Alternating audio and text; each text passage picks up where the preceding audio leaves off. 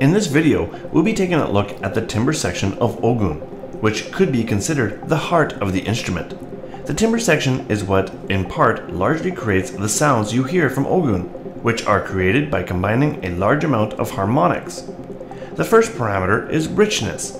This parameter will control the number of harmonics that are used when creating the sound. Obviously here, the more harmonics used in the sound, the richer the sound is, while lower values will yield a thinner sound. You may have also noticed that the envelope edit changes when adjusting this parameter, showing you the number of harmonics that can be edited. Again, we'll be taking a closer look at this editor in later videos. The Timbre Decay applies more of a metallic EQ mapping, resulting in a more metallic sound. This parameter will only have an effect if the seed 1 value is set.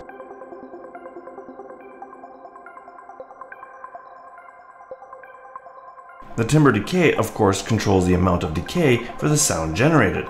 Larger values will let the sound have a longer decay time. Shorter values will result in obviously shorter decay times. I should point out that these values are combined with the decay values in the envelope editor that we'll be taking a look at in later videos. The release value determines the characteristics of the sound after the key is released. Larger values will let the sound ring for a longer period of time after the key has been released. Shorter values will result in shorter ring times after the key has been released.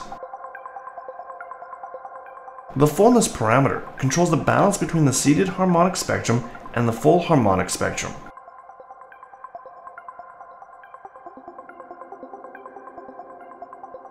Do not worry if you do not know what the seeded spectrum is. We'll be covering that in a moment.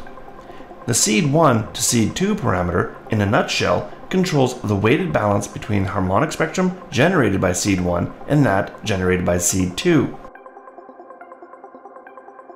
So what are seeds then? Let's try to explain in simple form. Ogun works in large by working with the harmonics of a sound. The weighting of these harmonics determine which part of the harmonic spectrum will be used to create the overall sound. Ogun will use both the overall spectrum as well as two independent weighted harmonics blended together. The creation of these weighted harmonics are derived from the values in seed 1 and 2. When the value of seed 1 is blank, then the seed will use all harmonics in the spectrum. You may find that most presets will leave seed 1 blank, so that the entire harmonic spectrum is being used. When the value of seed 2 is blank, then the random seed is used each time a note is played. This will randomly select the weight of seed 2's harmonic spectrum, resulting with each note played, a slightly different timbre is produced.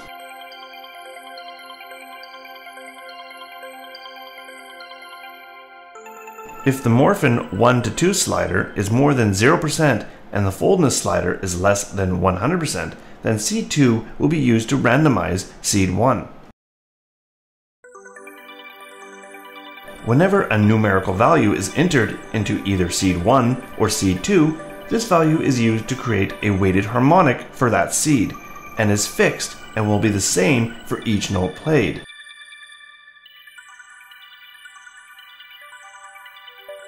So in this video, we looked at the timbre section of Ogun and learned how to use it to create the basis of your sound. In the next video, we'll be taking a look at the unison section and how to use it to add body to your sound.